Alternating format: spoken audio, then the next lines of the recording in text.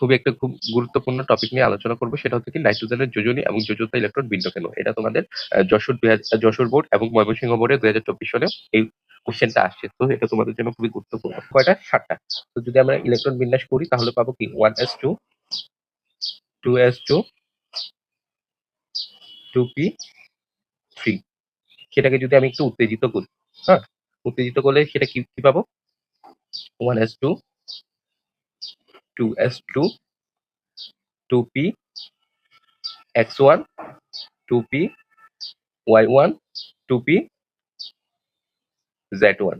তো এখন আমরা যদি যোজ্যতা স্তরটা দেখি তাহলে আমরা যোজ্যতা স্তর হচ্ছে কি 2s থেকে 2pz পর্যন্ত। ঠিক আছে? তো এখান থেকে দেখা যাচ্ছে তার যোজ্যতা স্তরে ইলেকট্রন সংখ্যা কয়টা? 2, আর এখানে হচ্ছে 3টা। সো নাইট্রোজেন 7 এর যোজ্যতা ইলেকট্রন কত?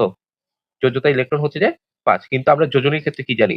যোজনীর ক্ষেত্রে হচ্ছে জানি যে তার যোজ্যতা স্তরে যতগুলো বিজোড় ইলেকট্রন থাকে সেগুলো হচ্ছে যে তার যোজনী। সুতরাং নাইট্রোজেনের এর যোজনী, sorry, যোজনী কত? 3। কারণ কি 3টা বিজোড় ইলেকট্রন আছে। তো এটাই এই কারণে কি বলা যায় যে নাইট্রোজেন এবং কি নাইট্রোজেনের যোজনী এবং যোজ্যতা ইলেকট্রন কি ভিন্ন।